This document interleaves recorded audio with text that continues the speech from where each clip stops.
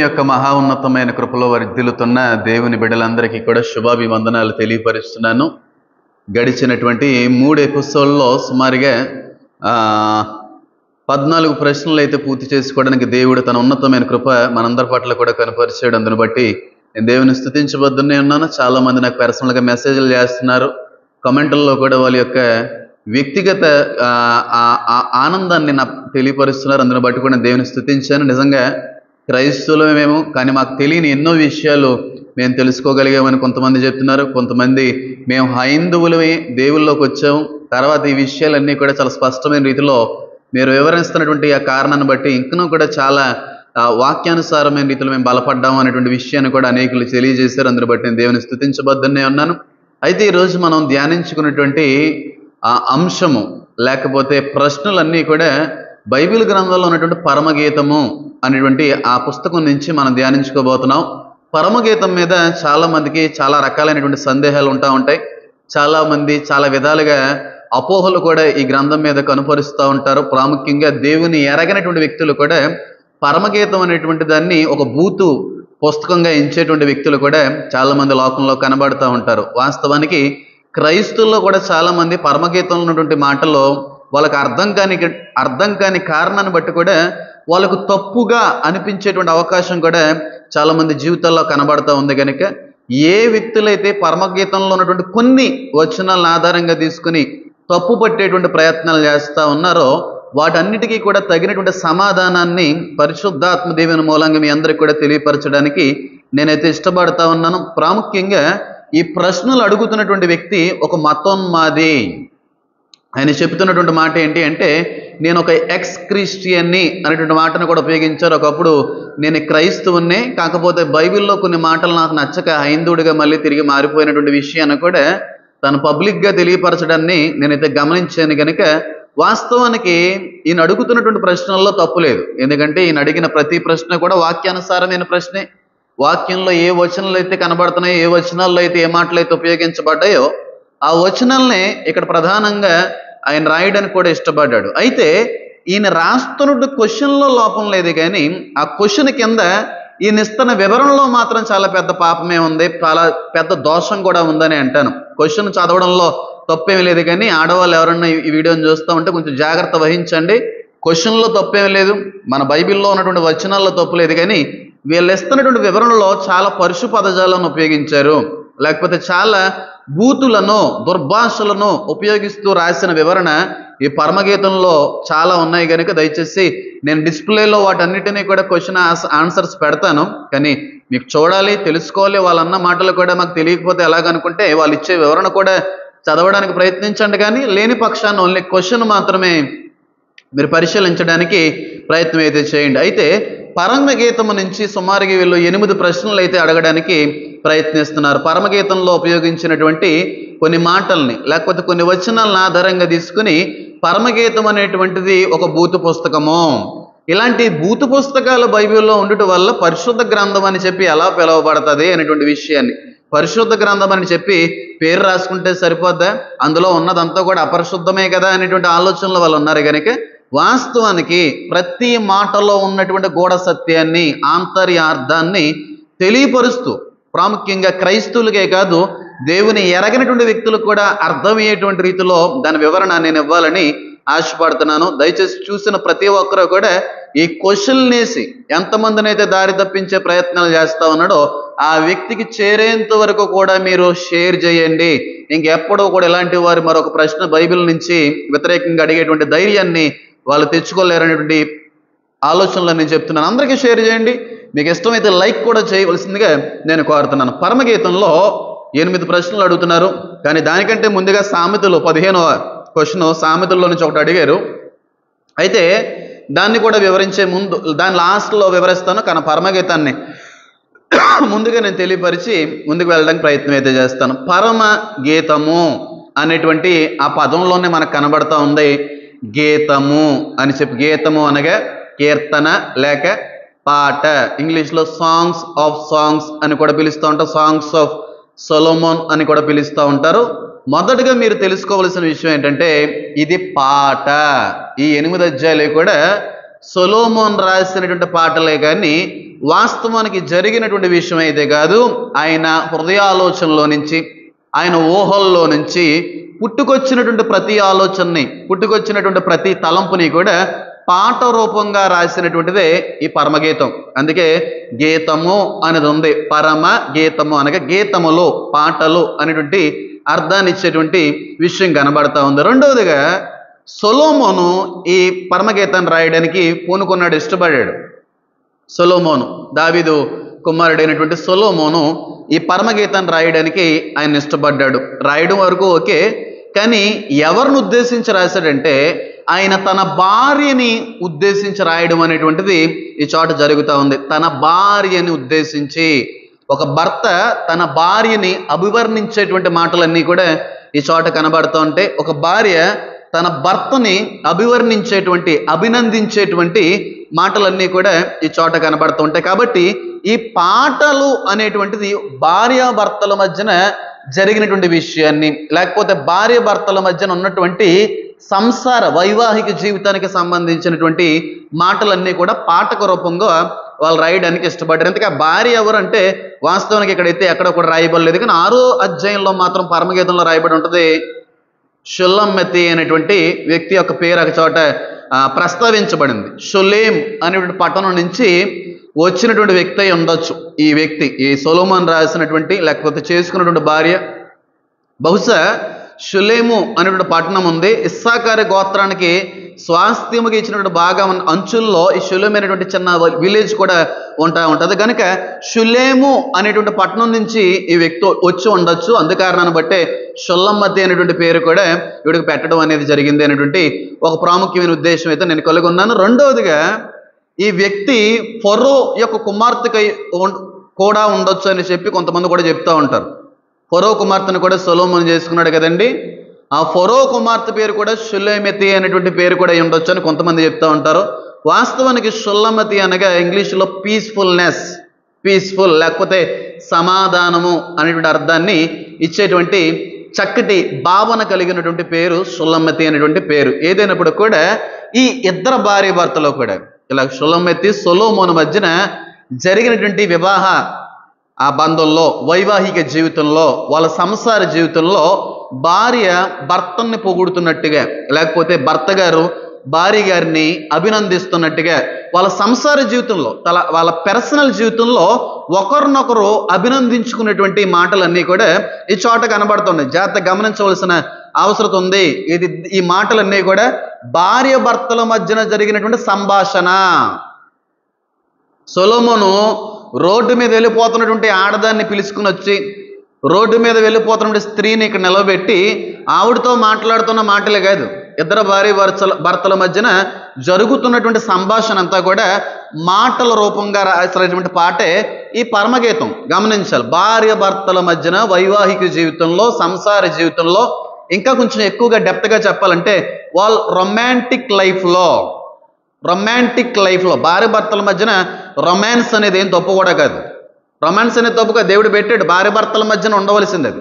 భార్యతో కాకుండా ఇతర స్త్రీలతో చేసేటువంటిది రొమాన్స్ ఏదన్నా ఉంటుంది దేవుడి దృష్టిలో పాపమే తప్ప, భార్య భర్తలుగా దేవుని మూలంగా ఎంచబడిన తర్వాత వాళ్ళిద్దరి మధ్యన జరిగేటువంటి ఆ శృంగారము, లేకపోతే ఆ రొమాన్స్ అనేటువంటి దేవుడు ఎప్పుడో కూడా వ్యతిరేకమని ఎప్పుడో కూడా ఆయన తెలియపరచలేదు. భార్య భర్తల మధ్యన జరిగేటువంటి శృంగారము కావచ్చు, లేకపోతే ఒక దాంపత్య జీవితంలో జరిగేటువంటి పర్సనల్ లైఫ్లో జరిగే అనేక విషయాలు కావచ్చు, తప్పు అయితే కాదు. కాబట్టి ఈ భార్య భర్తల మధ్యన వాళ్ళ సంసార జీవితంలో, వాళ్ళ శృంగార జీవితంలో అభినందించుకునేటువంటి, ఒకరినొకరు వర్ణించుకునేటువంటి మాటలే ఈ పరమగీతం అంతా కూడా. ఇంకో విషయం ఏంటి అంటే, ఈ పుస్తకాన్ని లేకపోతే పరమగీతాన్ని యూదులో వెడ్డింగ్ నైట్స్లో వాళ్ళు ఎక్కువగా పాడుతూ ఉండేవారంట. వెడ్డింగ్ నైట్స్లో, వెడ్డింగ్ అయిన తర్వాత, పెళ్ళి అయిన తర్వాత భార్య భర్తలు ఇద్దరు కూడా పాడుకోవడానికి, ఒక కొత్త ఎమోషన్లోకి వాళ్ళు వెళ్ళడానికి, ఒక కొత్త మూడ్లోకి వాళ్ళు వెళ్ళడానికి ఈ పాటలు చాలా ఉపయోగించుకునేవారంట.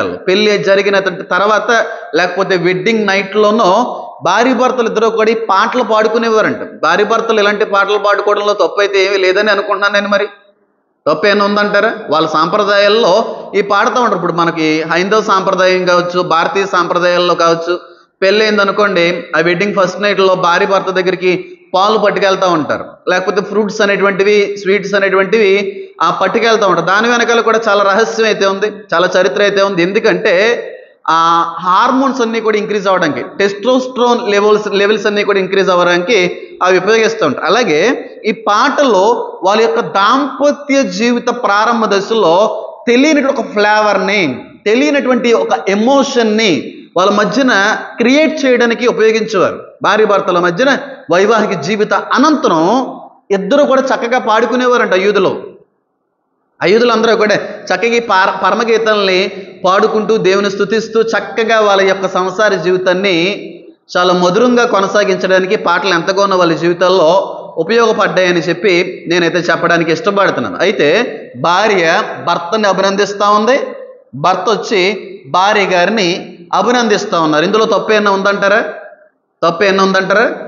ఖచ్చితంగా మాట చెప్తున్నాను. కొంచెం వీళ్ళు మాట్లాడినంత లోతుగా పచ్చిగా మాట్లాడితే వాళ్ళకి నాకు తేడా ఉండదు కనుక చాలా డెప్త్గా మాట్లాడవలసినటువంటి విషయమే, కానీ వాళ్ళు మాట్లాడుతున్నటువంటి భావన మీకు రాకూడదు కనుక చాలా పైపైన మాత్రమే మీకు అర్థమయ్యే రీతిలో తెలియపరచడానికి ప్రయత్నం అయితే చేస్తాను. ఎవరైనా సరే వైవాహిక జీవితంలో కొనసాగుతున్న వ్యక్తులు ఎవరైనా ఉంటే, లేకపోతే పెళ్ళయి కొత్తగా పెళ్ళినటువంటి వ్యక్తులు ఎవరైనా ఉంటే, లేకపోతే వాళ్ళ యొక్క సంసార జీవితాన్ని రీసెంట్గానే మొదలుపెట్టినటువంటి వ్యక్తులు ఎవరైనా ఉంటే 90% అని కూడా అనడం తప్పే, 100కి 99% వాళ్ళ వైవాహిక జీవిత ప్రారంభ దశలో ఉన్నటువంటి ప్రేమ వర్ణించలేనిదని అంటాను. మ్యారీడ్ అయిన న్యూ లైఫ్లో ఎర్లీ స్టేజ్లో లేకపోతే ఎర్లీ డేస్లో భార్య భర్తల మధ్యన ఉన్న ప్రేమ ఎవరో కూడా వర్ణించలేరు. దేవుడు కూడా అందుకే అంటాడు, నీ వైవాహిక జీవిత తొలి ప్రేమని నాకు కనుపరిచి అంటాడు దేవుడు. ఆ ప్రేమ వర్ణించలేం. భర్త గారికి కానీ ఆఫీస్కి కానీ డ్యూటీకి వెళ్ళారు అనుకోండి, 100 సార్లు ఫోన్ చేస్తూ ఉంటారు భార్య గారు, ఎప్పుడు వస్తున్నారు, లేట్ అయిపోతుంది. తర్వాత కూడా చాలామంది జీవితాల్లో ప్రేమ ఉండొచ్చు, కొంతమంది జీవితాల్లో తొలగిపోవచ్చు. కానీ వైవాహిక జీవిత ప్రారంభ దశలో వాళ్ళ యొక్క వివాహ సమయంలో ఆ ఎర్లీ డేస్లో వాళ్ళిద్దరి మధ్యన ఉన్నటువంటి ప్రేమ వర్ణించలేనిది అంటాను. వాళ్ళ యొక్క సంసారంలో కావచ్చు, వాళ్ళ యొక్క శృంగార జీవితంలో కావచ్చు, చాలా చాలా ప్రశంసలు అనేటువంటివి భార్య భర్తల మధ్యన కనబడతా ఉంటాయి. భర్త గారు భార్యని పర్సనల్ విషయాల్లో ప్రశంసిస్తూ ఉంటారు, అభినందిస్తూ ఉంటారు. చాలా విషయాలు లోతుగా చెప్పట్లేదు. పెళ్ళైన వాళ్ళు ఎవరైనా ఉంటే ఈ మాటలు మీకు అర్థమైపోతూ ఉంటుంది. వాళ్ళ యొక్క రొమాంటిక్ లైఫ్లో లేకపోతే వాళ్ళ యొక్క సెక్షువల్ లైఫ్లో భర్త గారు భార్యని చాలా విషయాల్లో ఎప్రిషియేట్ చేస్తూ ఉంటారు, అభినందిస్తూ ఉంటారు. అది నేను మాట్లాడాలనుకోవట్లేదు, మీకు అర్థమైతే చాలు. భార్య గారు కూడా భర్త గారిని ఎప్రిషియేట్ చేస్తూ ఉంటారు. ఫిజికల్గా కావచ్చు, మెంటల్ విషయాల్లో కావచ్చు, చాలా విషయాల్లో ఒకరినొకరు అభినందించుకుంటూ ఉంటారు. అయితే అంత లోతుగా వద్దు, కానీ పైన ఒక మాట అయితే నేను చెప్పి ముందుకు వెళ్ళిపోతాను. ఆ చీరలో చాలా బాగున్నావు తెలుసా నువ్వు, నాకేదో అయిపోయింది, నాకేదో అనిపించింది, ఎవరో కానీ ప్రక్కన కానీ లేకపోయి ఉంటుంటే నేను వచ్చి నిన్ను హత్తుకుందాం అనుకున్నాను, అంత బాగున్నావు ఆ చీరలో, లేకపోతే ఆ డ్రెస్లో నాకు తెలియకుండానే చాలా చాలా ప్రేమ కలిగింది, లేకపోతే ఆకర్షించబడ్డాను, చాలా బాగున్నావు, మా చీరలు అలాగున్నావు, లేకపోతే ఈ డ్రెస్సులు అలాగున్నావు, నేను ఉండలేకపోయాను, నేను వచ్చి ముద్దు పెట్టుకోవాలనుకున్నాను, లేకపోతే నేను వచ్చి హక్ చేసుకోవాలనుకున్నాను అని చెప్పి వైవాహిక జీవిత ప్రారంభ దశలో ఒక భార్య భర్త గారిని ఉద్దేశించి, లేకపోతే భర్త గారు భార్య గారిని ఉద్దేశించి చక్కగా ఒకరినొకరు ప్రశంసించుకుంటూ ఉంటారు కదండి. వాళ్ళ పర్సనల్ లైఫ్లో కూడా, వాళ్ళ సెక్షువల్ లైఫ్లో కూడా, వాళ్ళ రొమాంటిక్ లైఫ్లో కూడా, వాళ్ళ సంసార జీవితంలో కూడా, వాళ్ళ శృంగార జీవితంలో కూడా భార్య భర్తలు ఒకరినొకరు ఫిజికల్గా కావచ్చు, మరి ఏ ఇతర విషయాల్లో అయినా సరే ఒకరినొకరు అభినందించుకుంటూ ఉంటారో, ప్రశంసించుకుంటూ ఉంటారో. అది తప్పు అంటారా? ఏ విధంగా కూడా తప్పు కాదు. ఎందుకంటే కట్టుకున్న భార్య, వాక్యం సెలవిస్తూ ఉంది, నీ భర్త యొక్క శరీరం మీద నీకు అధికారం ఉంది, నీ భార్య యొక్క శరీరం మీద భర్తకు అధికారం ఉంది. కనుక ఆ శరీర భాగాల విషయాల్లో కావచ్చు, లేకపోతే పర్సనల్గా ఆ స్ట్రక్చరల్ విషయాల్లో కావచ్చు, ఆయనకి భర్త గారికి అధికారం ఉంది. కనుక ఎలాగైనా వర్ణించుకోవచ్చు భార్య గారిని, లేకపోతే భార్య గారికి కూడా ఆ భర్త గారి యొక్క శరీరం మీద అధికారం ఉంది. కనుక ఎన్ని విధాలుగా అయినా సరే ప్రశంసించుకోవడం అనేది తప్పులేదు. అయితే ఇదే భర్త వేరొక స్త్రీని కానీ పరాయి భార్యని కానీ వర్ణించడం అనుకోండి, అది చాలా ప్రమాదం మళ్ళీ, అది పాపమై కూర్చుంటుంది. భార్య భర్తల మధ్యన ఉన్నటువంటి సెక్షువల్ లైఫ్ తప్పు కాదు దేవుడి దేశంలో, కానీ అదే సెక్షువల్ లైఫ్ పరస్త్రీతో పరభర్తతో పెట్టుకుంటే మాత్రం అదే లైఫ్ పాపంగా ఎంచుతాడు దేవుడు. అదే రొమాన్స్, అదే రొమాంటిక్ లైఫ్ భార్య భర్తల మధ్యన ఉంటే పరిశుద్ధమైంది. అదే రొమాన్స్, అదే రొమాంటిక్ లైఫ్ పరస్త్రీతో పరభర్తతో జరిగిస్తే అది పాపంగా ఎంచాడు. భార్య భర్తల మధ్యన ఉండవలసింది భార్య భర్తల మధ్యన మాత్రమే ఉండాలి అనేటువంటి విషయాన్ని కూడా లేఖనంలో దేవుడు అనేక సార్లు తెలియపరచడానికి ఇష్టపడ్డాడు. తప్పు లేదు, ఇది అభివర్ణించుకుంటున్నారు, ఒకరినొకరు ఎప్రిషియేట్ చేసుకుంటున్నారు. వాళ్ళ పర్సనల్ లైఫ్లో, వాళ్ళ రొమాంటిక్ లైఫ్లో, వాళ్ళ సెక్షువల్ లైఫ్లో, లేకపోతే ఇంక మాట చెప్తున్నాను, వాళ్ళ వెడ్డింగ్ నైట్లో అభినందించుకుంటున్నారు భార్య భర్తలు. ఒకరిని ఒక విధంగా అభినందించుకుంటున్నారు. దానివల్ల నీకు వచ్చిన ఇబ్బంది ఏముందండి గోపి గారు? మీకు పెళ్ళి అయిందో లేదో నాకు తెలిసి అయిందని నా వరకు సమాచారం. మీరు ఖమ్మంలో కూడా ఉంటారని సమాచారం అయితే నేనైతే అందుకోగలిగాను. కానీ ఏదైనప్పుడు కూడా భార్య భర్తల మధ్యన అలాంటి మాటలు ఉండవనేది తప్పేనా ఉన్నదంటారా? భార్య భర్తలు చక్కగా ఒకరినొకరు ఈ లైఫ్లో, ఈ రొమాంటిక్ లైఫ్లో అభినందించుకోవడం అనేది తప్పు అనేది ఉందంటారా? ఏ విధంగా కూడా లేదు. ఏ భార్య భర్తల మధ్యనైనా సరే బయటికి వినబడనటువంటి, బయటికి మాట్లాడకూడనటువంటి కొన్ని పర్సనల్ ఫీలింగ్స్ని, పర్సనల్ మాటల్ని భార్య భర్తలు ఉపయోగించుకుంటూ ఉంటారు వాళ్ళ యొక్క సంసార జీవితంలో. అది ఎంత మాత్రము కూడా తప్పు కానే కాదు.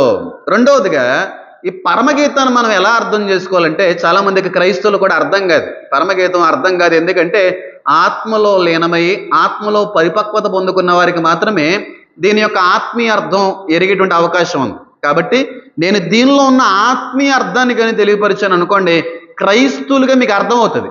కానీ లోకానికి కూడా అర్థమయ్యే రీతిలో నేను తెలియపరచాలంటే ఆత్మీయంగా చెప్తే అర్థం కాదు. కనుక లోకానుసారమైన రీతిలో కూడా తెలియపరచడానికి నేను ప్రయత్నం అయితే చేస్తాను. కానీ ఆత్మీయంగానే అర్థం చేసుకుంటే చాలా బాగుంటుంది. అంత ఉపయోగం లేకపోతే బైబిల్లో ఆ మాట లేకపోతే ఆ పుస్తకాన్ని దేవుడు ఉంచడానికి ఎందుకు ఇష్టపడో సరే అర్థం చేసుకోండి. అయితే బైబిల్లో చాలా మాటలు ఉపమాన రీతిగా రాయడానికి, మాట్లాడడానికి దేవుడు ఇష్టపడ్డాడు. రెండవదిగా బైబిల్లో చాలా మాటలు అలంకారాలు కనబడతా ఉంటాయి, పోలికలు కనబడతా ఉంటాయి. కోడి తన పిల్లలను రెక్కల కింద దాచినట్లుగా నేను దాస్తానన్నాడు దేవుడు. అంటే దేవుడు ఏమన్నా కూడా దానికి అర్థం కోడితో పోల్చాడు. అక్కడ సింహపు పిల్లలు ఆకలి కొనుట మీరు చూచారా అని అన్నాడు దేవుడు. అంటే దేవుడు ఏమన్నా సింహం అన్నా దానికి అర్థం ఏమన్నా పోలికలు అక్కడ బైబిల్లో చాలా చోట్ల ఉపయోగించబడతా ఉంటాయి. పరమగీతంలో, ప్రకటన గ్రంథంలో, దానియేలు గ్రంథంలో మరి ఎక్కువగా ఈ పోలికలు అనేవి, అలంకారాలు అనేటువంటివి ఎక్కువగా ఉపయోగించబడతా ఉంటాయి. నువ్వు పావురంలాగా ఉన్నావో, లేకపోతే నువ్వు జిరాఫ్లా ఉన్నావో, ఒక గుర్రంలాగా ఉన్నావో, ఒక అందమైన పక్షిగా ఉన్నావో, ఇలా అలంకారాలతో పోలికలతో మాట్లాడడం అనేది జరుగుతూ ఉంటుంది. ప్రకటన గ్రంథంలో కూడా చూస్తే ఇలాంటి పోలికలు చాలా కనబడతాయి. చిరుతును పోలి, ఎలుగుబంటిని పోలి, లేకపోతే 10-15 కొమ్ములు కలిగినటువంటి మృగాన్ని పోలి. అంటే ఆ చివరి దశలో ఆ చిరతపుల్లు ఎలుగుబంట్లు వస్తాయని కాదు. దాని యొక్క ఆత్మీయ అర్థం ఏంటి అంటే దేశాన్ని ఉద్దేశించి దేవుడు ఆ చోట రాయడానికి ఇష్టపడ్డాడు. కనుక పరమగీతంలో కూడా చాలా అలంకారాలు ఉన్నాయి, చాలా పోలికలు ఉన్నాయి. చెట్టులతో పోల్చాడు సొలొమోను, పువ్వులతో పోల్చాడు సొలొమోను, వృక్ష ఫలాలతో పోల్చాడు సొలొమోను, లేకపోతే కొన్ని స్వాన్స్తో, హంసలతో కూడా పోల్చాడు, లేకపోతే చెట్లతో కూడా చాలా విషయాల్లో పోల్చడం అనేటువంటిది సొలొమోను ఇష్టపడ్డాడు. దాని గురించి మనం ప్రశ్నించడానికి వీల్లేదు. అలాగా అలంకారాలు, పోలికలు ఎక్కువగా ఉన్నటువంటిది ఈ పరమగీతం. అయితే ఈ పరమగీతంలో నుంచి వాళ్ళు అడుగుతున్నటువంటి మొదటి ప్రశ్న ఏంటి అంటే అన్ని ప్రశ్నలు 8 ప్రశ్నలు కూడా చెప్తాను. ఆ 8 ప్రశ్నల్లో కూడా ఒక్కొక్క ప్రశ్న 2 నిమిషాల కంటే కూడా ఎక్కువగా నేను చెప్పడానికి అయితే ఇష్టపడలేదు. దయచేసి గమనించండి. మొదటి ప్రశ్నకి వెళ్ళడానికి నేను ఇష్టపడుతున్నాను. వాళ్ళు అడుగుతున్నటువంటి పరమగీతం 1వ అధ్యాయము 13వ వచనంలో మాట ఉంటుంది చూడండి. నా ప్రియుడు నా రొమ్మున నుండు గోపరసమంతా సువాసన గలవాడు. నా ప్రియుడు నా రొమ్మున నుండు గోపరసమంతా సువాసన గలవాడు. వీళ్ళు ఇస్తున్నటువంటి వివరణ, నా ప్రియుడు నా డాష్ పూసుకునే అత్తర్లాంటి మంచి వాసన గలవాడు అని చెప్పి వీళ్ళు వివరణ ఇస్తున్నారు. నీ బుద్ధి అలాంటిదో, నీ మెంటాలిటీ ఎలాంటిదో, నీ యొక్క భావజాలం ఎలాంటిదో నువ్వు ఇస్తున్న వివరణలోనే అర్థమైపోతుంది. కాబట్టి ఆ వివరణ నేను మాట్లాడాలనుకోవట్లేదు. కానీ నా ప్రియుడు నా రొమ్మును నుండి గోపరసమంత సువాసన గలవాడు, ఇంగ్లీష్లో బ్రస్ట్ అనేటువంటి మాట ఉపయోగించబడడం జరిగింది. అయితే ఈ మాట వెనకాల ఉన్నటువంటి అర్థం ఏంటంటే, ఇక్కడ తెలుగులో అయితే సువాసన లేదంటే గోపరసం అంతా అని ఉంది, కానీ ఇంగ్లీష్ బైబిల్లో మయర్ అని ఉంది. మయర్ అనగా తెలుగులో బోలము.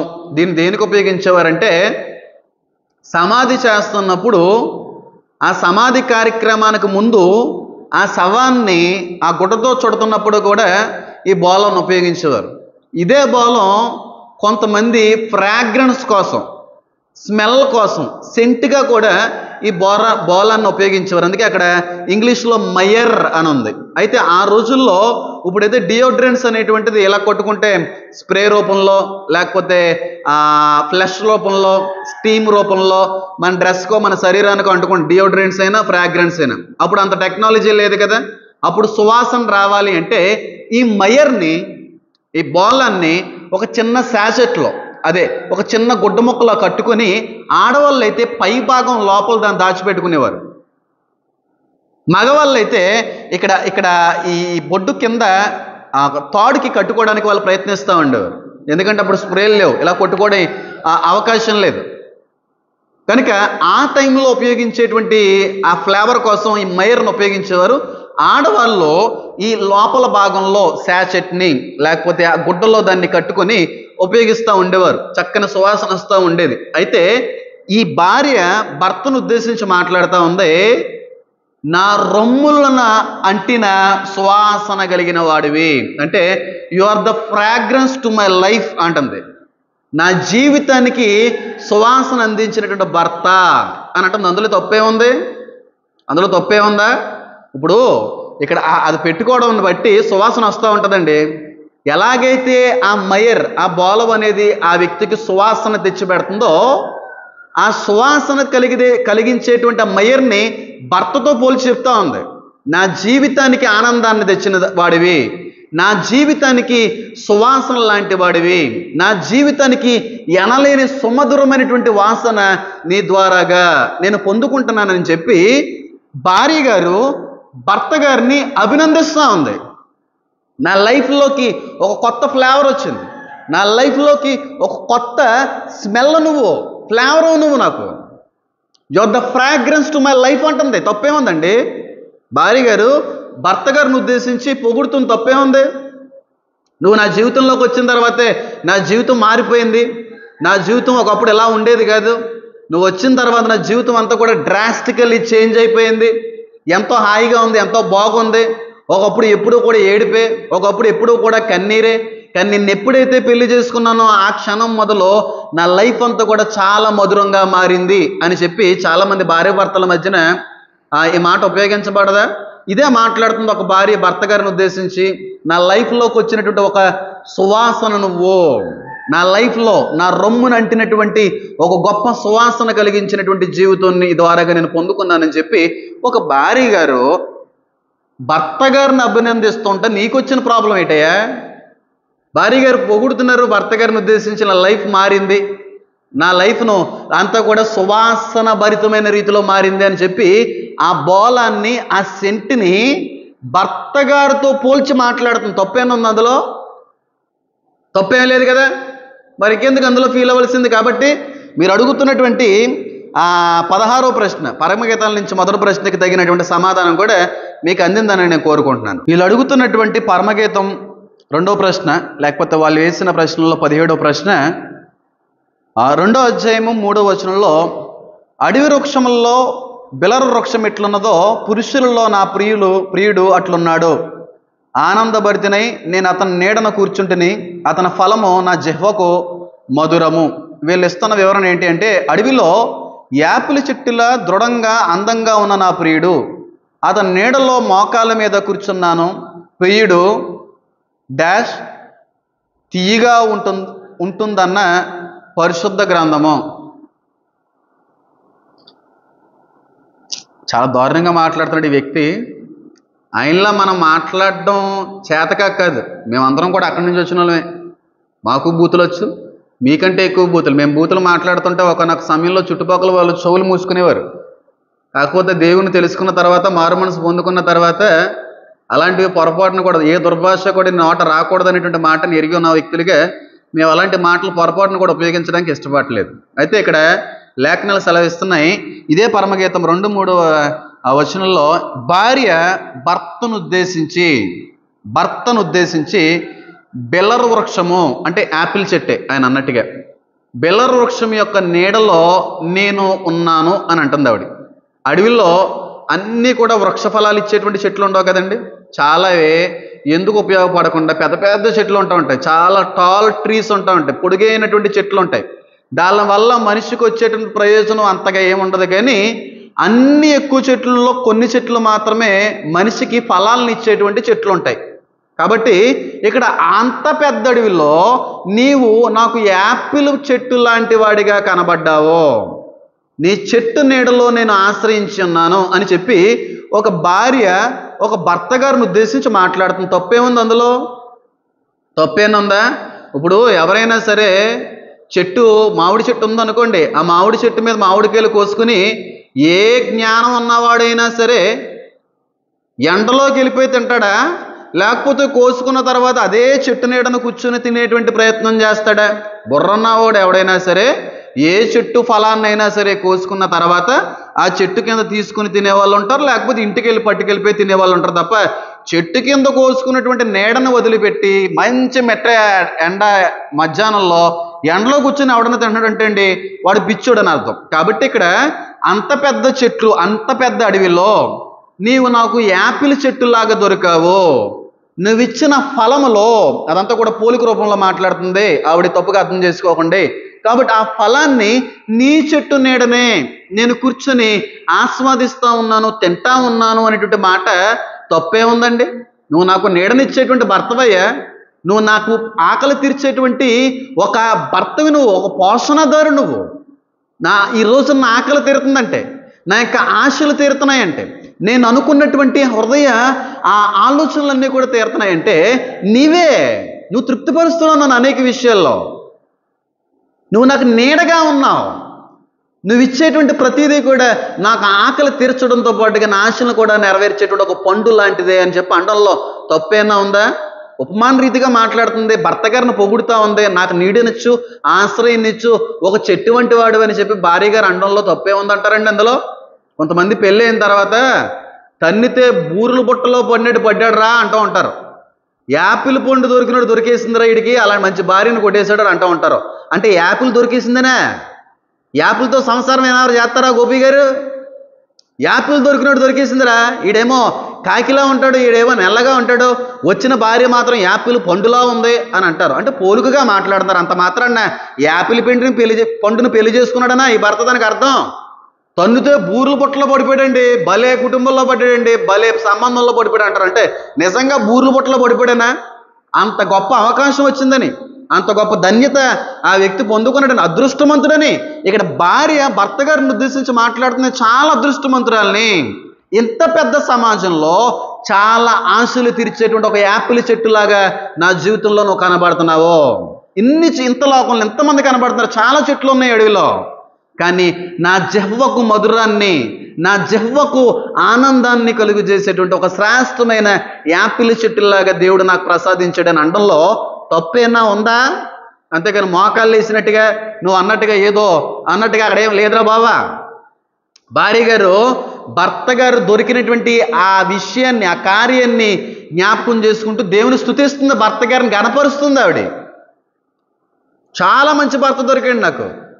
ఎంత పెద్ద అడవిలో చాలా చక్కటి యాపిల్ లాంటి, ఒక చక్కటి వృక్ష ఫలాలను అందించేటువంటి చెట్టు లాంటి భర్త నాకు అందించాడు. ఆయన నీడలో నేను ఆశ్రయించి ఉన్నాను, ఆయన నీడలో నేను వర్ధిల్లుతున్నాను, నా భర్త యొక్క పోషణ మూలంగా నా ఆకలి, నా ఆశ తీరుతా ఉందని చెప్పి ఆవిడ అన్న మాటల్లో తప్పేముందయ్యా?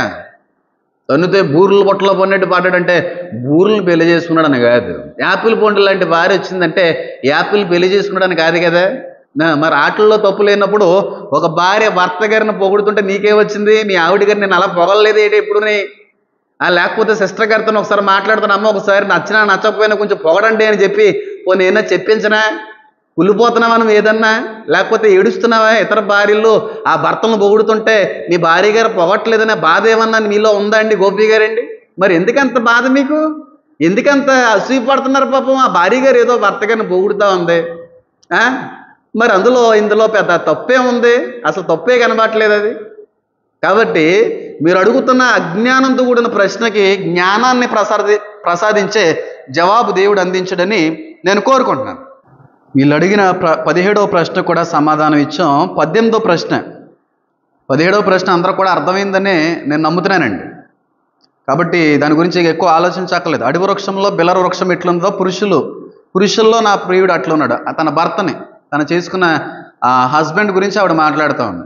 అంతమందిలో యాపిల్ చెట్లు లాంటి వాడివి నాకు దేవుడు ఇచ్చిన గొప్ప బహుమానంగా ఆవిడ ఎంచుతూ ఉంది. అయితే ఈ 18వ ప్రశ్న పరమగీతం 4:5 వచనం ఏంటి అంటే, నీ ఇరుకుచములో ఒక జింక పిల్లలు తామరలో మేయు కవలను పోలి ఉన్నవి అని చెప్పి ఒక వచనం కనబడతా ఉంది.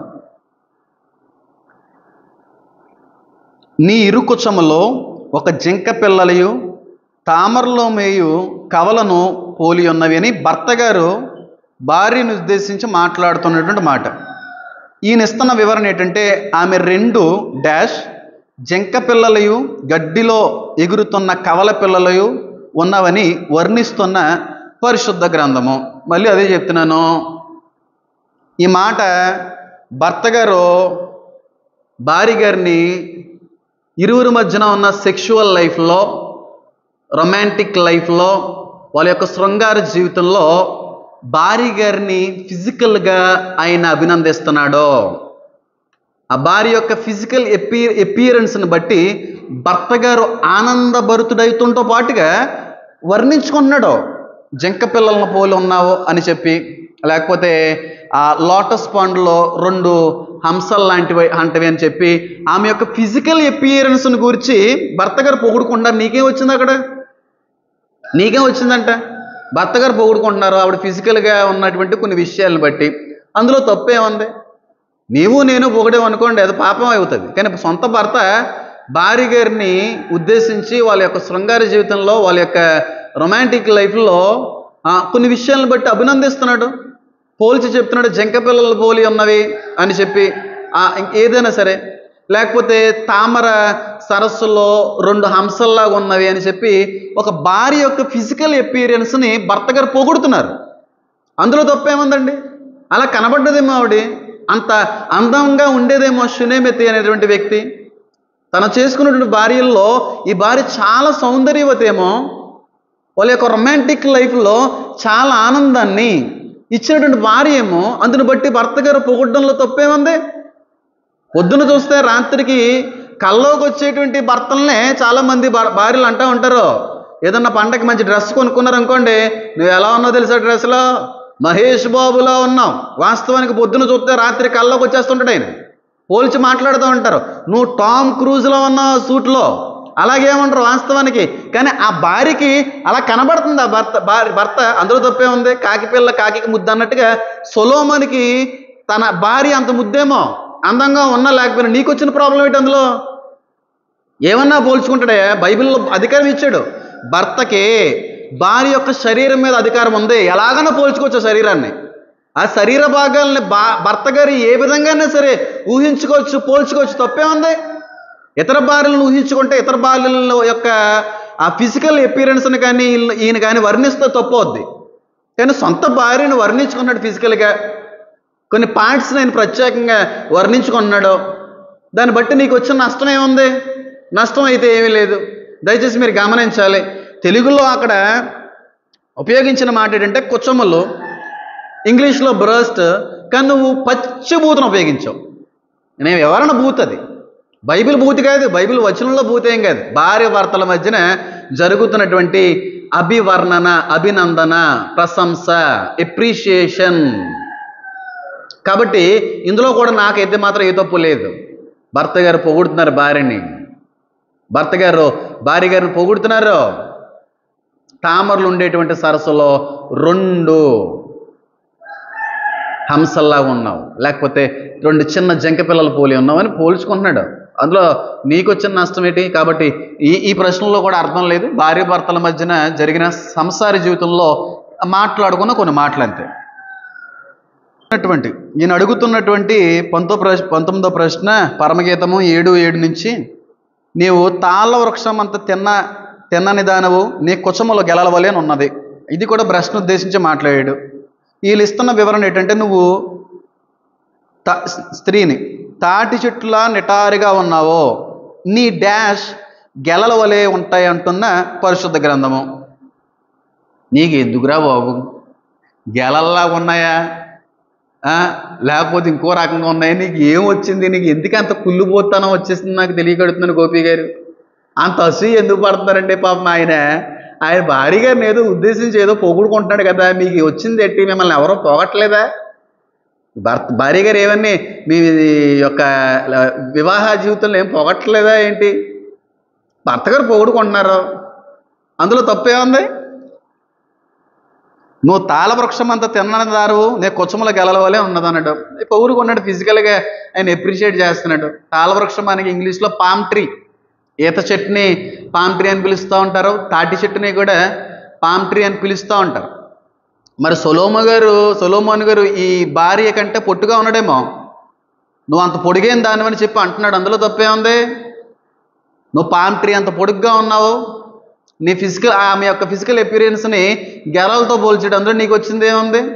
పామ్ ట్రీ ఫ్యామిలీలో ఒక చెట్టు ఉంటుంది, పామాయిల్ అని అంటూ ఉంటారు. పామాయిల్ చెట్లు ఎప్పుడన్నా చూస్తే మీకు అర్థమవుతుంది.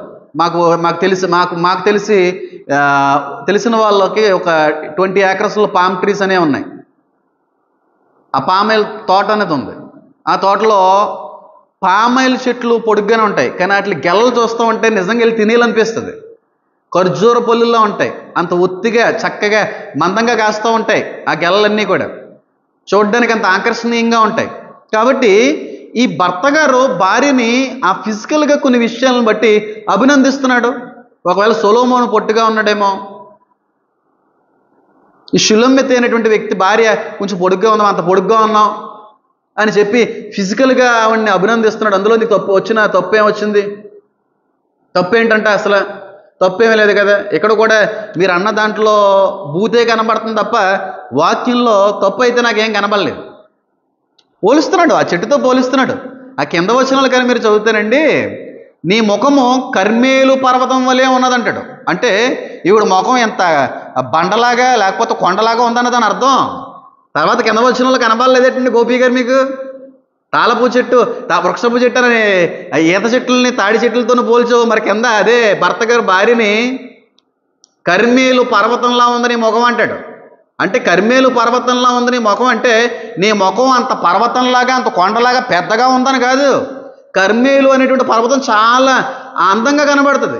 కాబట్టి వీడి యొక్క ముఖ కవలికలను ఉద్దేశించి ఆయన వర్ణించడం జరిగింది. అక్కడ ముఖ కవలికలను ఉద్దేశించి, పోలికలను ఉద్దేశించి అలా మాట్లాడడం జరిగింది తప్ప ఇప్పుడు ఆ భార్య గారు అంత పెద్ద తలకాయ ఉందని కాదు, కొండ అంత తలకాయ వేసుకుని వచ్చిందని కాదురయ్య బాబు,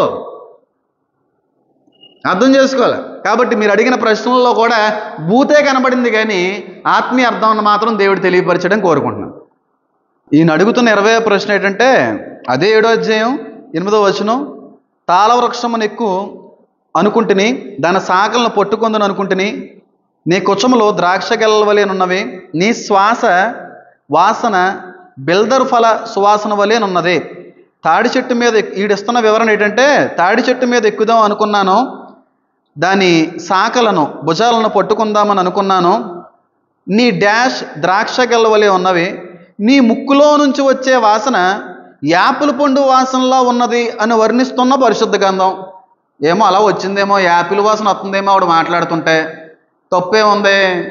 నీకేమైనా నష్టమే వచ్చిందా అక్కడ ఏమన్నాని? ఆవిడ వర్ణించుకుంటుంది, ఆయన వర్ణించుకుంటున్నాడు.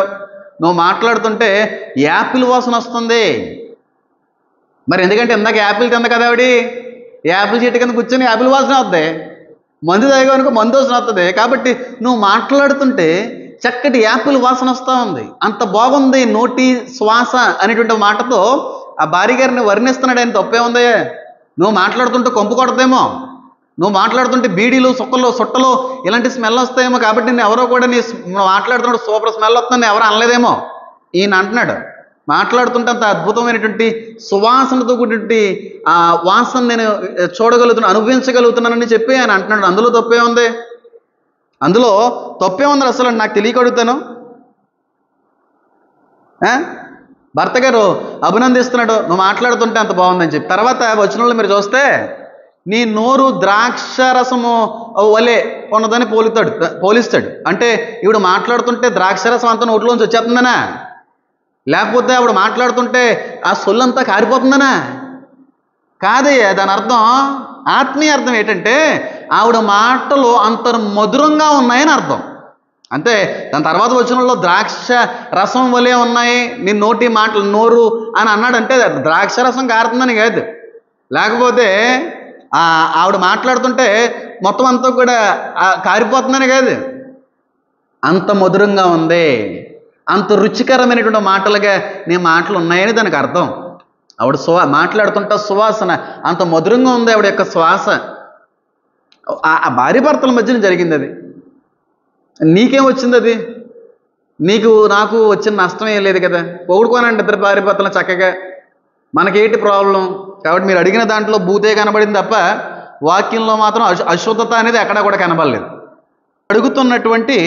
వీళ్ళు అడుగుతున్న 21వ ప్రశ్న ఏంటి అంటే, పరమగీతము 8వ అధ్యాయము 1వ వచనం, నా తల్లి యొద్ద స్తన్యపానము చేసిన యొక్క సహోదరుని వలె నువ్వు నా ఎడల ఉండిన ఎంత మేలు. అప్పుడు నేను బయటికి నీకు ఎదురై ముద్దులిడుదును, ఎవరు నన్ను నిందింపరు. నా తల్లి దగ్గర పాలు తాగిన నా సహోదరుడు డాష్లో సొంత అన్న లేక తమ్ముడు వలె నువ్వు ఉండిన ఎడల అప్పుడు నేను నీకు ఎదురయ్యి మన ఇద్దరం బహిరంగంగా ముద్దులు పెట్టుకుని ఎవరో అవమానించరు కదా అని నేను వివరిస్తున్నాడు. ఆవిడ అంటుంది, నా తల్లి స్తన్యపానము చేసిన యొక్క సహోదరుని వలె అనే మాట కూడా ఉపయోగించడాన్ని బట్టి ఈయనకి ఎలాగ అర్థమైందంటే, నువ్వు కానీ నా తల్లి గర్భాన పుట్టినటువంటి ఒక తమ్ముడువో అన్నయ్య అయితే మన తల్లి పాలు తాగుతున్నప్పుడే ఇద్దరం కూడా బహిరంగంగా ముద్దులు పెట్టుకుందాం కదా అన్నట్టుగా ఇస్తున్నాడు వివరణ. కానీ వాస్తవానికి దాని అర్థం ఏంటంటే, ఆ భార్య అంటుంది, భర్త వచ్చినటువంటి సమయాన్ని బట్టి, ఆ భర్తను చేసుకున్న కారణాన్ని బట్టి, నువ్వు ఈరోజు నాకు భర్తవై ఉన్నావు, ఈరోజు పరిచయం అయ్యావు, కానీ ఆ రోజే పరిచయం అయి ఉంటే ఎంత బాగున్నావు, కొంచెం బేగానే నువ్వు పరిచయం ఉండుంటే ఎంత బాగున్నావు అనే ఉద్దేశంతో మాట్లాడిన మాట. నిజంగా రొమాంటిక్ లైఫ్లో, ప్రేమించి పెళ్లి చేసుకున్నటువంటి లైఫ్లో, లేకపోతే ప్రేమలో కొనసాగుతున్నటువంటి వారి మధ్యన తరచుగా వినబడేటువంటి మాట ఏంటంటే, నాకు లేటుగా పరిచయం అయ్యావు, నువ్వు ఆ డేస్లోనే పరిచయం అంటే ఇంకెంత బాగున్నావు, నువ్వు స్కూల్ డేస్లోనే నాకు పరిచయం అంటే ఎంత బాగున్నావు, నాకు లేటుగా పరిచయం అయ్యావే, కాలేజ్ లైఫ్లోనే నాకు నువ్వు పరిచయం అయ్యి ఉంటే ఎంత బాగున్నావు కదా అని చెప్పి ఒక అబ్బాయి ఒక అమ్మాయిని ఉద్దేశించి మాట్లాడుతూ ఉంటాడు. లేటుగా పరిచయం అందుకు ఏడుస్తూ ఉంటారు, బాధపడుతూ ఉంటారు. ఆ రోజు పరిచయం అంటే బాగున్నాయి, చాలా హ్యాపీగా మన లైఫ్ని లీడ్ చేద్దాం, అప్పటి నుంచి చాలా హ్యాపీగా మన లోకంలో తిరుగుదాం కదా అని చెప్పి లేటుగా పరిచయం అయినటువంటి బాధను వ్యక్తపరుస్తూ ఆ రోజే పరిచయం ఉంటే బాగుండు, ఆ క్లాసులోనే పరిచయం ఏంటో బాగుండు, లేకపోతే ఆ ఏజ్లోనే నువ్వు నాకు పరిచయస్తురాలు ఉంటే బాగుండు అని చెప్పి వాళ్ళ మధ్యన ఉన్నటువంటి ప్రేమలో ఉన్న మాధుర్యాన్ని గ్రహించి వాళ్ళు లేటుగా పరిచయం అయినటువంటి కారణాన్ని బట్టి బాధపడుతుంటారు కొంతమంది అబ్బాయిలు కావచ్చు, మగవాళ్ళు కావచ్చు. అలాగా ఇక్కడ భార్య గారు అంటున్నారు, నాకు ఈరోజు నువ్వు పరిచయం అయ్యావు, కానీ అంతకు ముందే నా చిన్నతనంలోనే నువ్వు పరిచయం అయినటువంటి వ్యక్తిగా ఉండుంటే చాలా బాగుండేమో, చిన్నతనం నుంచి కూడా మనం కలిసి ఆడుకుందేమో, ఇద్దరం కూడా కలిసి గడుపుదామేమో అనే మాట కూడా ఉపయోగించింది తప్ప, నువ్వు అన్నయ్యలాగా ఉంటావో తమ్ముళ్ళలాగా ఉండుంటే బాగుండు, ఇద్దరం ముద్దులెట్టుకుంటావని కాదు. ఆ చిన్న వయసు నుంచి కూడా నువ్వు నా యొక్క పరిచయాన్ని పొందుకుని ఉంటే బాగుండు, ఇద్దరం కూడా ఆ పరిచయస్తులే ఉంటే బాగుండు అనే ఉద్దేశంతో అక్కడ రాయడం అనేది జరిగింది. నిజంగా కదండి, నిజమైన ప్రేమలో, నిజమైన లవ్లో తరచుగా బాయ్ కావచ్చు, గర్ల్ కావచ్చు అంటూ ఉంటారు. జెన్యూన్ లవ్లో ఎక్కువగా మాటలు వినబడుతూ ఉంటాయి, నాకు ఇప్పుడు లేటుగా పరిచయమే కానీ ఆ రోజుల్లోనే పరిచయం ఉంటే ఎంత బాగున్నాం, ఆ ప్రపోజల్ ఏదో అప్పుడే నువ్వు చెప్పుంటే ఎంత బాగున్నాం, ఎంత హ్యాపీగా ఉంది ఈ పాటికి మన లైఫ్, ఈ పాటికి పెళ్లి చేసేసుకుందాం, ఈ పాటికి పిల్లలు కనేద్దాం అని చెప్పి జరిగిపోయినటువంటి దినాలను జ్ఞాపకం చేసుకుంటూ, అయిపోయిన సంవత్సరాల జ్ఞాపకం చేసుకుంటూ బాధపడుతూ మాట్లాడుతూ ఉంటారు కొన్నిసార్లు. ఇలాగా మాట్లాడిన మాటే ఈ మాట తప్ప పక్కనున్న తమ్ముడిగా పక్కనున్న అన్నయ్యగా ఉంటే బాగుండు, నీతో ముద్దులాడతారని కాదు. ఈ పరిచయం ఏదో, లేకపోతే నీ యొక్క పరిచయం ఇప్పుడుదైతే కాకుండా అప్పటి నుంచి ఉండుంటే అంత బాగుండు, చిన్నతనంలోనే నేను తెలుసుకుని ఉంటే బాగుండు, నువ్వు నాకు పరిచయం అంటే బాగుండు అని చెప్పి ఒక భార్య భర్తను ఉద్దేశించి మాట్లాడుతున్నటువంటి ప్రేమతో కూడిన మాటే తప్ప అందులో ఏ విధమైన దోషం కూడా లేదు. మీరు ఇస్తున్న వివరణలో దోషం అంత తప్పు ఉంది తప్ప వాక్యంలో మాత్రం ఎక్కడా కూడా ఏ విషయంలో కూడా తప్పు అనేది లేనే లేదు. వీళ్ళు అడుగుతున్నటువంటి 22వ పరమగీతపు ప్రశ్న ఏంటంటే, పరమగీతము 8వ అధ్యాయం 8వ వచనంలో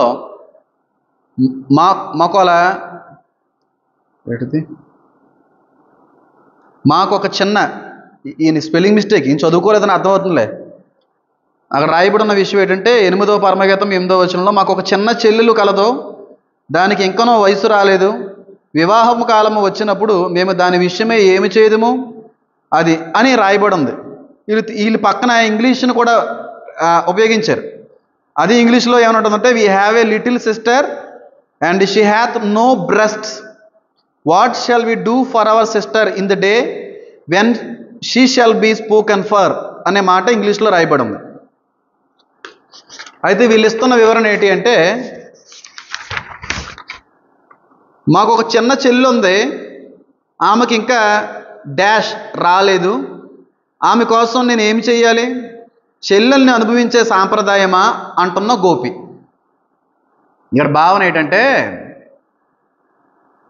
ఈ భార్యకి ఉన్నటువంటి అన్నయ్యలు మాట్లాడుతున్న మాట, లేకపోతే ఒక స్త్రీకి లేకపోతే ఒక యవనస్త్రాలకు ఉన్నటువంటి అన్నయ్య గారు లేకపోతే సహోదరులు మాట్లాడుతున్న మాట. ఎందుకు మాట్లాడవలసి వచ్చింది ఈ మాట అంటే, డెప్త్గా మాట్లాడితే బాగోదు కానీ మీకు అర్థమయ్యే రీతిలో మాట్లాడతాను. వయసుకు వచ్చినటువంటి చెల్లెల మీద అన్నయ్యలకు ఉన్నటువంటి బాధ్యత, భయము ఈ చోట కనబడతా ఉంటుంది. అక్కడ ఇంగ్లీష్లో బ్రస్ట్ అనేటువంటి మాట ఉపయోగించాడు కానీ దాని వయసుతో మనం పోల్చుకోవాలి. ఇంకా వయసుకు వస్తూ ఉంది చెల్లి, వయసులోకి వచ్చేస్తూ ఉంది చెల్లి, ఇప్పుడిప్పుడే మెచ్యూరిటీలోకి రాబోతూ ఉంది అనేటువంటి చెల్లిని బట్టి ఏ అన్నయ్య అయినా ఏ పెద్దవాళ్ళు అయినా సరే భయపడతారా? చాలామంది చూస్తున్న వాళ్ళు ఉన్నారు. మీకు కూడా చెల్లెలు అనేటువంటి వారు ఉండే ఉంటారు.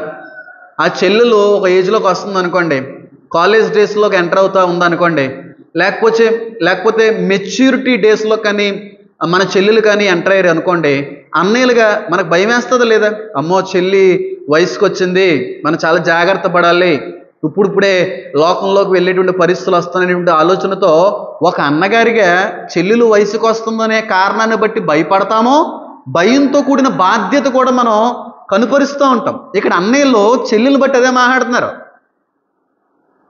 మాకు ఒక చిన్న చెల్లి ఉంది అని మాట్లాడుతున్నారు. అందులో తప్పేమీ లేదు. అందులో తప్పు ఏ విధంగా ఉందని మీకు అనిపించిందండి? మాకు చిన్న చెల్లి కలదు, దానికి ఇంకనో వయసు రాలేదు అంటే వయసు వస్తూ ఉంది. ఇంగ్లీష్లో అయితే she don't have any breast అని ఉంది. అంటే ఆ మెచ్యూరిటీకి ఆ దగ్గరలో ఉంది చెల్లి. కాబట్టి అన్నయ్యలు బాధపడుతున్నారు, భయపడుతున్నారు. ఇప్పుడు ఏం చేయాలి? వయసులోకి వస్తున్న చెల్లిని బట్టి భయపడుతున్న అన్నయ్యల యొక్క భావనే తప్ప, బాధే తప్ప అందులో తప్పేముంది? అందులో తప్పేం లేదు. ఏ అన్నయ్యకైనా ఒకవేళ చెల్లెలు ఆడపిల్లలు ఉంటే, తమ్ముళ్ళు అడుగుతున్నాను, భయం ఏదండి? అమ్మో చెల్లి ఏదికి వచ్చేస్తుందిరా బాబు, మెచ్యూర్ అయిందిరా బాబు, లోకం చూస్తే బాగాలేదురా బాబు, కాలేజ్కి వెళ్ళిన తర్వాత ఎవరు రుచుల్లో పడిపోతుందో అనే భయంతో మనం చాలా విధాలుగా భయపడుతూ ఉంటాం. బాధ్యత కూడా ఎరిగి ఇక్కడి నుంచి జాగ్రత్తగా మన చెల్లి పట్ల కలిగి ఉండాలనే భావన కూడా మనం కలిగి ఉంటాం. అదే మాట్లాడుతుంటే అందులో అన్నయ్య వయసుకు వచ్చేటువంటి చెల్లి ఉందని చెప్పి తన యొక్క భయాన్ని, తన యొక్క బాధ్యతని ఆ వ్యక్తి అక్కడ జ్ఞాపకం చేసుకుంటున్నాడు. అందులో నీకు వచ్చినంత ఇబ్బంది అయితే నాకైతే ఏమీ కనబడలేదు, అక్కడ కనబడలేదు. అందులో ఇబ్బంది ఏముందండి? అందుకే తర్వాత వచ్చిన రాయబడి ఉంటా చూడండి, అదే చెల్లిని గురించి అన్నయ్య మాట్లాడతాడు. అది ప్రాకారం వంటిదాయన, మేము దానిపైన వెండి గోపురం ఒకటి కట్టుదుము, అది కవాటము వంటిదాయన, దేవదారు మ్రానుతో దానికి అడ్డులను కట్టుదుము, నేను ప్రాకారం వంటి దానినైతేని నాకు అనేటువంటి మాట కూడా ఉపయోగించింది. అన్నయ్యలు అంటున్నారు, ఒకవేళ మా చెల్లి ఏజ్లోకి వచ్చినా సరే లోకంలో ఎదురవుతున్నటువంటి ఎంతోమంది యవనస్తుల యొక్క ఒత్తిడిని ఎదుర్కొని ఒక గోడలాగా ఉందనుకోండి మా చెల్లి, కానీ ఆ గోడని బలపరిచి వెండి అస్త్రంగా ఉంటాం అన్నలుగా మేము అంటున్నారు. తప్పే ఉంది అందులో? వయసుకు వచ్చిన చెల్లి ఉంది. ఆ వయసుకు వచ్చినటువంటి చెల్లి జీవితంలో చాలామంది ఆ పురుషులు కనబడుతూ ఉంటారు, ఎదురవుతూ ఉంటారు.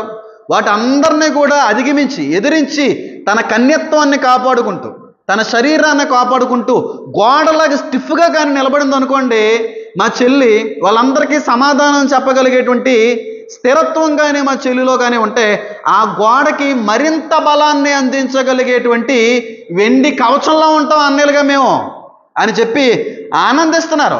ఒకవేళ అదే చెల్లి కానీ అనేక మందికి ద్వారాలు తీసేటువంటి చెల్లిగా కానీ ఉంటే దేవదారు వృక్షాల యొక్క చెక్కతో మేము ద్వారాలు మూసేటువంటి అన్నయ్యలుగా ఉంటాం అనేటువంటి విషయాన్ని అన్నయ్యలు పంచుకుంటున్నారు. అందులో తప్పే ఉందయ్యా? మా చెల్లి కానీ లోకాన్ని ఎదిరించి యవనేచ్ఛలను ఎదిరించి చాలామంది మగవాళ్ళని ఎదిరించి గోడలా కానీ నిలబడింది అనుకో, ఆ గోడను బలపరిచే అన్నయ్యనవుతాను. ఒకవేళ లోకంలో ఎదురేటువంటి వ్యక్తులను ఆహ్వానించేటువంటి చెల్లి అయితే చెక్కలతో ఆ ద్వారాన్ని మూసే అన్నలవుతాం అని చెప్పి అనడంలో తప్పే ఉందయ్యా? బ్రదర్స్, చాలామంది యవనస్తులు ఈ విషయాల్ని మాటలు చూస్తూనే ఉండొచ్చు. నేను మాట చెప్తున్నాను చూడండి, మీకు నిజానికి వాక్యం తెలియదు తమ్ముళ్ళారా. ఆ గోపి చెప్పేటువంటి మాటలను బట్టి మీరు మభ్యపరచబడుతున్నారు. మీకు కూడా చెల్లి ఉంటాయి, మీకు కూడా అక్క ఉంటాయి.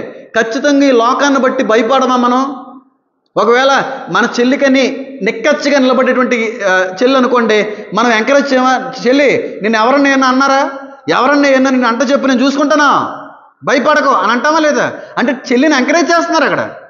చెల్లి నువ్వు కానీ నిలబడితే ఇంకా బలపరుస్తావు నిన్ను, ఆ గోడను ఇంకా బలపరిచేటువంటి వెండి అస్త్రంగా ఉంటామంటున్నాడు ఒక అన్నయ్య. తప్పే ఉందండి? ఒకవేళ చెల్లి తప్పుడు జీవితంలో అలవాటు పడిపోయి చాలామంది పురుషులను ఆహ్వానించేటువంటి చెల్లిగా కానీ నా చెల్లి జీవితం మారిపోతే ఆ ద్వారాలని అవకాశాన్ని చెక్కలతో మూసి అన్నలవుతాం. తప్పే ఉంది బ్రదర్స్ ఇందులో? మీకు వాస్తవానికి అర్థం లేదు, అర్థం తెలియక గోపి చెప్పే మాటలే కరెక్ట్గా మీరు అనుకుంటున్నారు తమ్ముళ్ళారా. మీకు తెలియట్లేదమ్మా. వాక్యాన్ని మీరు తప్పుపడుతున్నారంటే దేవుని తప్పుపడడంతో సమానం. అది ఎంత మాత్రమో కూడా మీకు కానీ మీ కుటుంబ సభ్యులు కానీ మంచిది కాదు తమ్ముళ్ళారా. దీని యొక్క భావన మీకు తెలియక వాడి యొక్క మాటను నమ్మి ఆయన ఎంకరేజ్ చేస్తున్నారు. అలాంటి వ్యక్తులు ఏమన్నా ఫోన్ కాల్స్ అలాంటివి పెడుతుంటే వీడియోల్లో అవి బాగున్నాయి కదని చెప్పి విన్నారు, కానీ అందులో మనకు వచ్చే లాభం ఏదన్నా ఉందా? పైశాచిక ఆనందమే తప్ప బూతులు మాట్లాడుతుంటే మనం సంతోషించడంలో మనకు వచ్చే లాభం ఏదన్నా ఉందా బ్రదర్స్? ఇక్కడ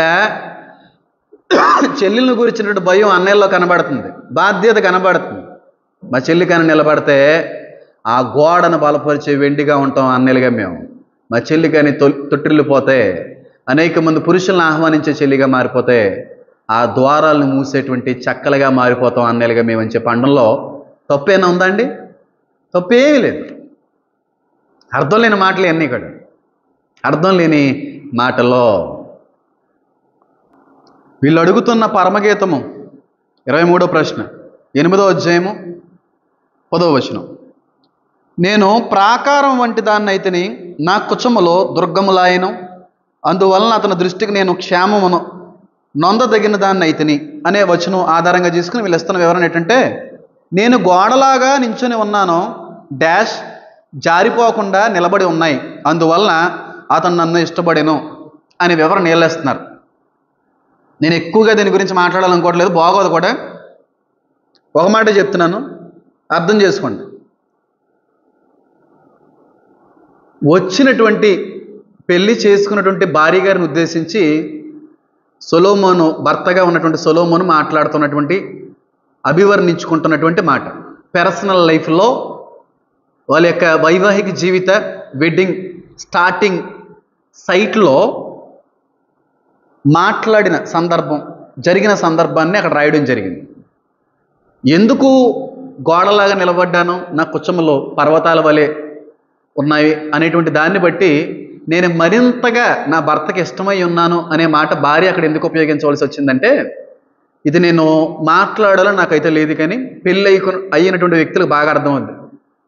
ఏ భర్త అయినా సరే వచ్చేటువంటి భార్య వర్జిన్ అయి ఉండాలని కోరుకుంటాడు, కన్యక అయి ఉండాలని కోరుకుంటాడు. ఎవరైనా సరే ఎన్ని తప్పుడు తిరుగులు తిరిగేసినా, ఎంత వేస్ట్ ఫెయిల్యూర్లాగా మన లోకంలో పాపం జరిగించినా వచ్చే భార్య మాత్రం వర్జిన్ అయి ఉండాలని కోరుకుంటాడు ఏ భర్త అయినా సరే.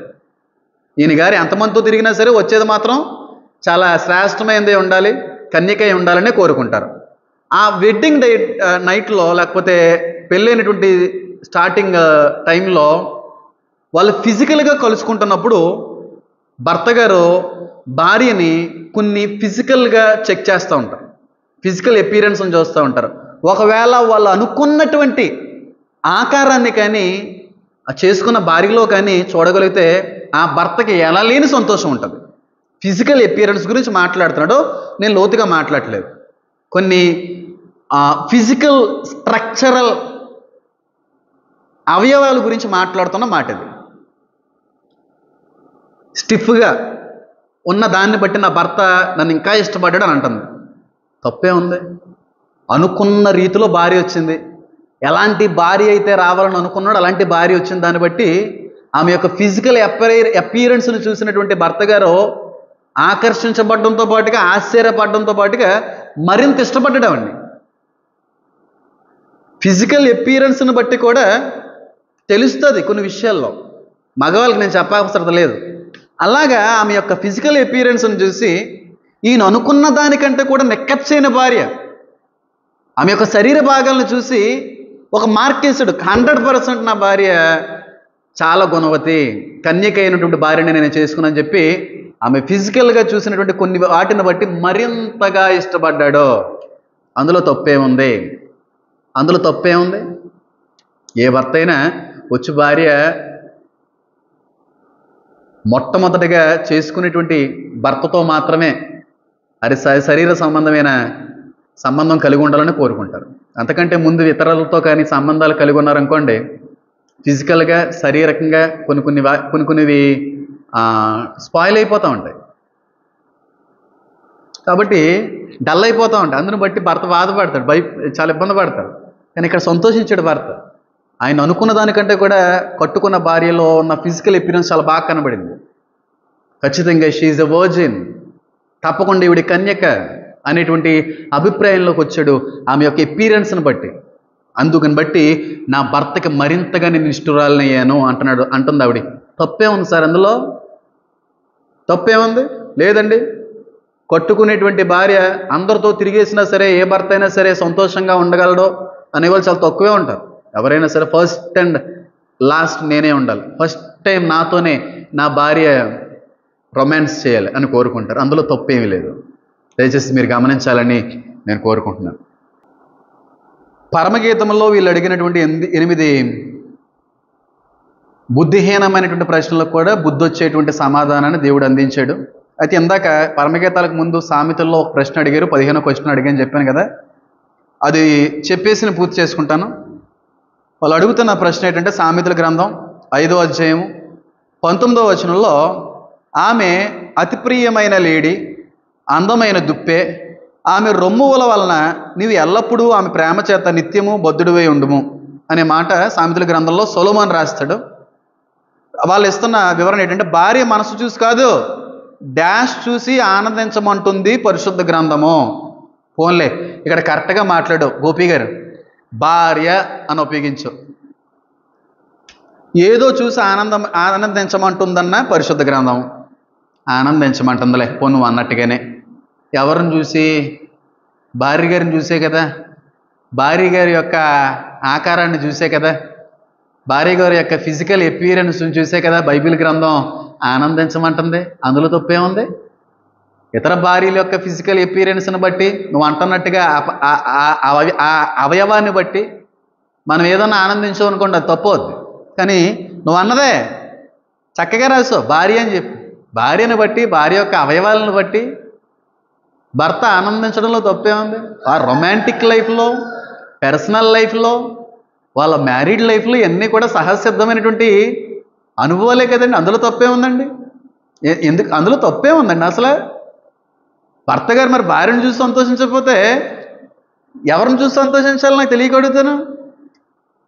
చక్కగా రాశారు, పోలికలతో లేడితో పోల్చి రాయడం అనేది జరిగింది అక్కడ. అందులో కూడా ఏ తప్పు కూడా లేదు. ఏ భర్త అయినా భార్య యొక్క శరీరం మీద అధికారం ఉంది. ఆ శరీరం భర్త దగ్గర మాత్రమే కనుపరచాలి తప్ప మరొక పురుషుడి దగ్గర కనపరచకూడదు. కాబట్టి అది చూసినప్పుడు సంతోషించడంలో తప్పేం లేదు. భర్త గారు ఏ విధంగా కూడా భార్య యొక్క ఎపియరెన్స్ని బట్టి, ఫిజికల్ ఎపియరెన్స్ని బట్టి, శారీరక పోలికలను బట్టి ఆనందించడం అనేది తప్పేది కాదు. భార్యదే చూసి ఆనందిస్తున్నాడు ఆయన, భార్యది చూసి ఆనందిస్తున్నాడు. బయట వాళ్ళు చూసి ఆనందించట్లేదు. నువ్వే రాసావులే, బాగానే రాసావు భార్య అని. తప్పేముంది? ఎంతకాలానికి నచ్చారండి గోపి గారు, చక్కగా మాట్లాడారు. భార్య మనసు చూసి కాదు, ఏదో చూసి ఆనంద, పోన్లే భార్య ఇతర భార్యలను చూసి కానీ అలా మోహించారంటే, ఆనందించారంటే అది పాపం. కానీ సొంత భార్యను చూసి, ఏదో చూసి నువ్వు అన్నట్టుగానే పోనీ అది చూసి ఆనందించాడు. అందుని బట్టి ఆయన సంతోషించే రీతిలో ఉన్నదేమో ఆవిడ యొక్క ఎపియరెన్స్, ఆవిడ యొక్క పర్సనాలిటీ. తప్పే ఉంది? మళ్ళీ చెప్తున్నాను చూడండి, పరమగీతాలు కావచ్చు, ఈ సామెతల్లో ఈ మాట కావచ్చు, భార్య భర్తల మధ్యన జరిగినటువంటి సంభాషణ, ఒకరిని ఒకరు ప్రశంసించుకుంటున్నారు, వాళ్ళ పర్సనల్ లైఫ్కి సంబంధించింది, లేకపోతే వాళ్ళ వ్యక్తిగత జీవితానికి సంబంధించింది, వాళ్ళ యొక్క వైవాహిక జీవితంలో భార్య భర్తల మధ్యన కనబడేటువంటి మాటలు ఇక్కడ ఉపయోగించబడ్డాయి. ఆవిడని ఎప్రిషియేట్ చేస్తున్నాడు ఆయన, వర్ణిస్తున్నాడు ఆయన, అభినందిస్తున్నాడు. తప్పేమీ లేదు. అది భార్య భర్తలుగా ఒకరినొకరు అభినందించుకోవడంలో తప్పేమీ లేదు. శారీరక సంబంధమైనటువంటి అవయవాలను బట్టే కావచ్చు, మెంటాలిటీని బట్టే కావచ్చు, ఫిజికల్ ఎపియరెన్స్ని బట్టే కావచ్చు. ఒక భార్య ఒక భర్త గారిని పొగడంలో తప్పు లేదు. ఒక భర్త ఒక భార్య గారిని పొగడంలో తప్పేమీ లేదు. వైవాహిక జీవితంలో ఇదంతా కూడా నార్మలే, తప్పేమీ లేదు. ఇది భార్య భర్తలను ఉద్దేశించి రాయబడినటువంటి మాటలు ఇవన్నీ కూడా, ఇశ్రాయేలును ఉద్దేశించి కూడా 2 అధ్యాయాలు ఈ పరమగీతంలో రాయబడి ఉంటాయి. కానీ అర్థం చేసుకోవడంలో లోపం ఉన్న కారణాన్ని బట్టి ఇది మనకు అర్థం కావట్లేదండి. ఖచ్చితంగా పరిశుద్ధాత్మ దేవుని యొక్క సహవాసం ఎంతైనా సరే కొన్ని వచనాలకి అవసరం ఉందంటారు. అన్నిటికీ అవసరమే, కానీ కొన్ని వచనాలు సంపూర్ణమైన ఆత్మీయ అర్థాన్ని తెలుసుకోవాలంటే ఖచ్చితంగా ఆత్మదేవుని యొక్క సహాయం కావాలి. నిజంగా మీరు అనుకుంటున్నట్టుగా అంత భూత పుస్తకం అయితే ఎందుకు ఉంచుతారండి? ఇది బైబిల్లో ఎందుకు ఉంచుతారు సార్? అసలు తెలియదా? అనువాదికులకు తెలియదా? గ్రంథకర్తలకు తెలియదా? దేవుడికి తెలియదా? భార్య భర్తల మధ్యన రొమాంటిక్ లైఫ్కి సంబంధించినటువంటి విషయం, భార్య భర్తలు అన్న వాళ్ళు ఇలాగ ఒకరినొకరు అర్థం చేసుకుంటూ, ఒకరినొకరిని అండర్స్టాండింగ్ చేసుకుంటూ, ఒకరినొకరు ఎప్పుడూ కూడా అభినందించుకునే జీవితంలో ఉండాలని కోరుకుంటున్నాడు దేవుడు. లైఫ్ లాంగ్ ఇలాగ ఒకరినొకరు అభినందించుకుంటూ వాళ్ళ యొక్క సెక్షువల్ లైఫ్, రొమాంటిక్ లైఫ్ కానీ కొనసాగితే భార్య భర్తల మధ్యన గొడవలు అనేవి ఉండవండి. చాలా హార్ట్ఫుల్గా, చాలా పీస్ఫుల్గా కొనసాగుతుంది. తప్పేం లేదు. సెక్షువల్ లైఫ్ అని మాటల్లో కూడా తప్పలేదు. దేవుడు నియమించిందే సెక్స్ అనేటువంటిది కూడా.